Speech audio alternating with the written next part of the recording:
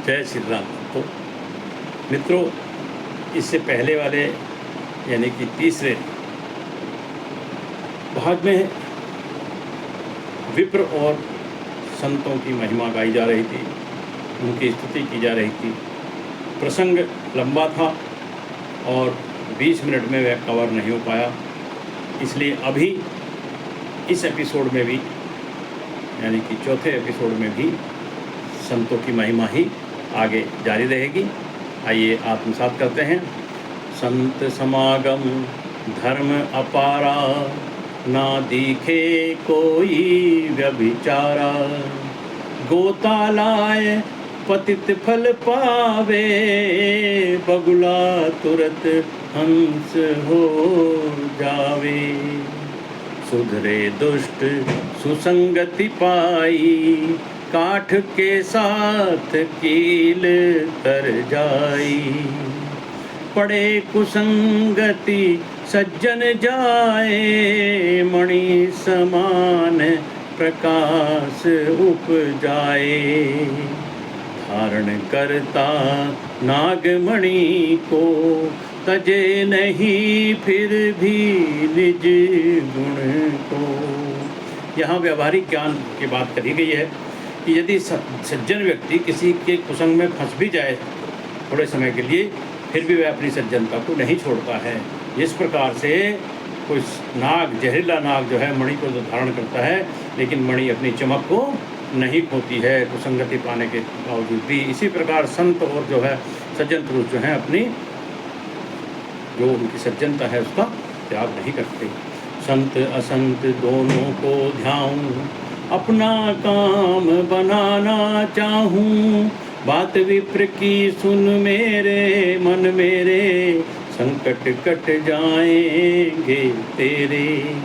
और अपनी तो भैया बात यह है कि मैं तो संतों और असंत को दोनों को ही प्रणाम करता हूँ, दोनों को ही स्तुति करता हूँ, ताकि मेरा अपना काम तो बन जाए। मेरा क्या काम है? राम नाम का गुणगान करना। और इसलिए जो है विप्र की बात तो सुनो तो सारे संकट कट जाएंगे। कबहू न कलियुग छाया आए, प्रीत राम से रोज बढ़ाए। ब्रह्मा विष्णु शिवा सकुचाए, वाणी महिमा कह ना पाए। और जो संतों का संग करता है यानी कि सत्संग करता है, विप्रों का कहा मानता है, उनके बताए हुए रास्ते पर चलता है, तो उसके ऊपर कलयुग की छाया नहीं पड़ती और नित्य प्रति राम के प्रति उसका प्रेम जो है बढ़ता ही चला जाता है। ब्रह्मा विष्णु और शिव भी ये बात कहते हुए सच जाते हैं, और ये वाणी तो उनकी महिमा कह ही नहीं सकती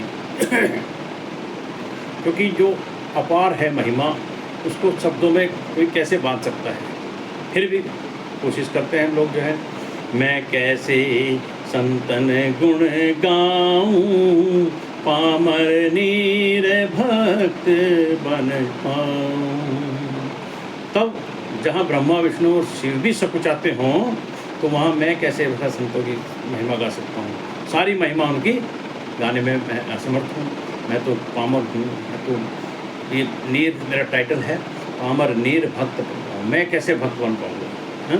संभव ही नहीं है जो है, वरना उनकी सारी महिमा गाने की मेरे अंदर सामर्थ्य है। दोहा देखते हैं। समय बड़ा बलवान है, मन में रख तू आस। समय वहाँ ले जाएगा, मिट जाएगी प्यास। लेकिन समय बहुत बलवान होता है। अपने मन में आशा रखनी चाहिए, उम्मीद रखनी चाहिए, तो सब कुछ संभव है। और जब भगवान की कृपा होगी तो फिर तो समय आपको स्वयं वहाँ लेके चला जाएगा जहाँ आपकी प्यास मिट जाएगी। तो प्यास क्या की होनी चाहिए? भगवत प्रेम की प्यास रखनी चाहिए। ये सांसारिक जो साधन हैं, जो वस्तुएं हैं, जिन्हें दिन रात बटोरते रहते हैं, जिनके पीछे भागते रहते हैं, यह असत्य है। असत्य इसलिए है कि ये कल नहीं थे, आज हैं, कल फिर नहीं रहेंगे। तो खोज हमें किस चीज़ की करनी है? अध्यात्म क्या उपदेश देता है? हमारे शास्त्र क्या कहते हैं? हमें सत्य की खोज करनी है। और सत्य कौन है? सत्य एक ही है, वह है ईश्वर।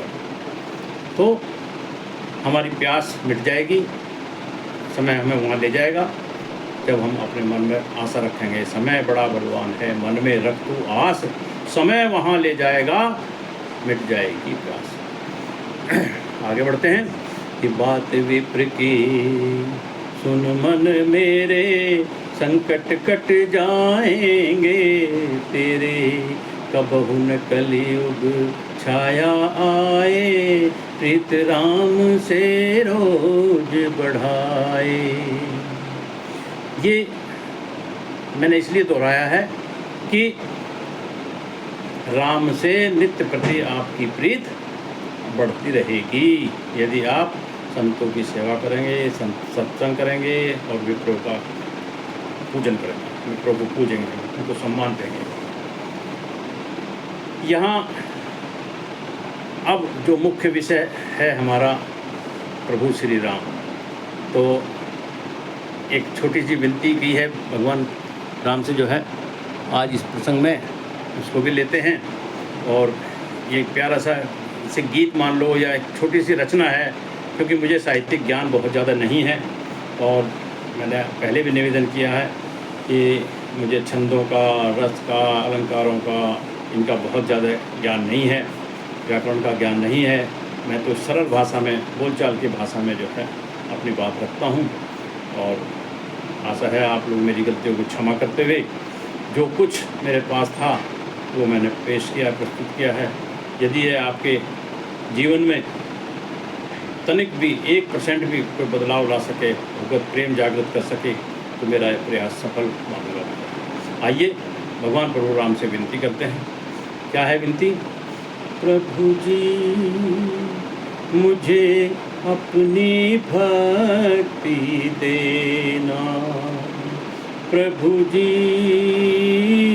मुझे अपनी भक्ति देना, जो मैं सुख चाहूँ वो मत देना, जो मैं सुख चाहूँ वो मत देना, बस पाप मुक्त कर देना, प्रभु जी मुझे अपनी भक्ति देना। दान पुण्य मैंने कभी न कीने, दान पुण्य मैंने कभी न कीने, गलती से जो गलत किया है, गलती से जो गलत किया है, बस उसे माफ़ कर देना, प्रभु जी मुझे अपनी भक्ति देना। माया के बंधन को काटो, माया के बंधन को काटो, सुख दुख में सम रहूं सदा, सुख दुख में सम रहूं सदा, मुझे अद्भुत शक्ति देना, प्रभु जी मुझे अपनी भक्ति देना।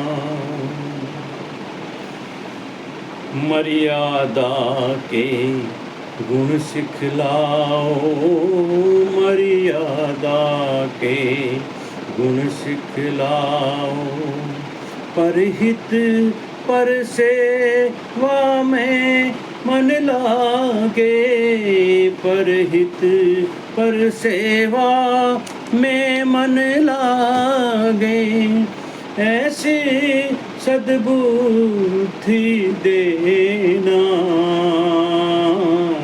प्रभु जी मुझे अपनी भक्ति देना,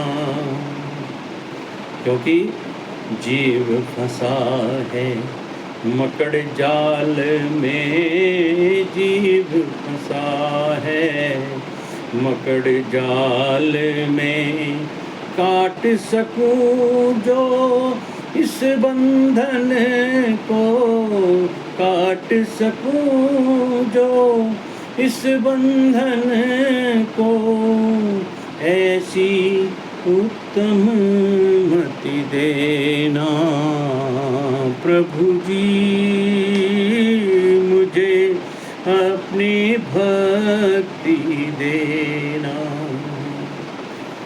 चरण शरण में आया हूँ अब, चरण शरण में आया हूँ अब, सत पथ को कभी न भूलूं, सत पथ को कभी न भूलूं, मुझको ऐसी सद्बुद्धि देना प्रभु जी मुझे, अपनी भक्ति देना।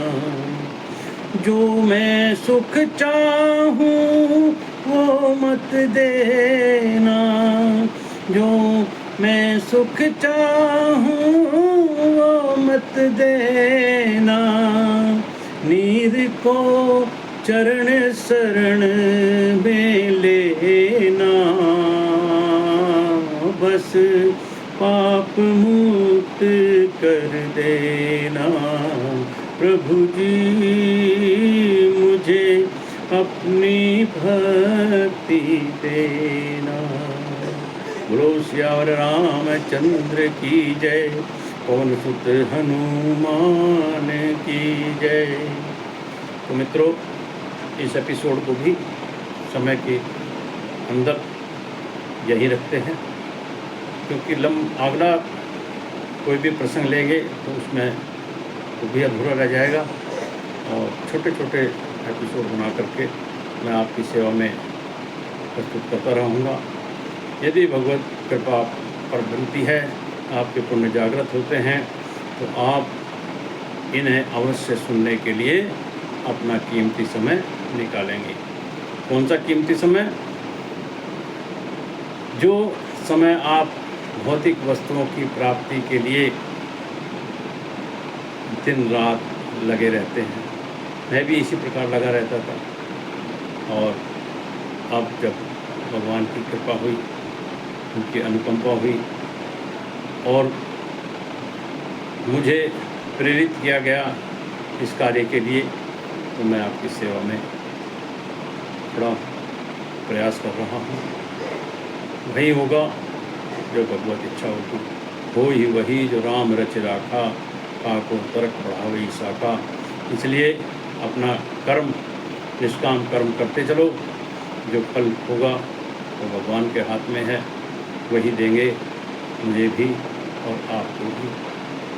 इसी के साथ मैं अपनी वाणी को विराम देता हूँ। जय जय श्री राम, जय जय श्री राम।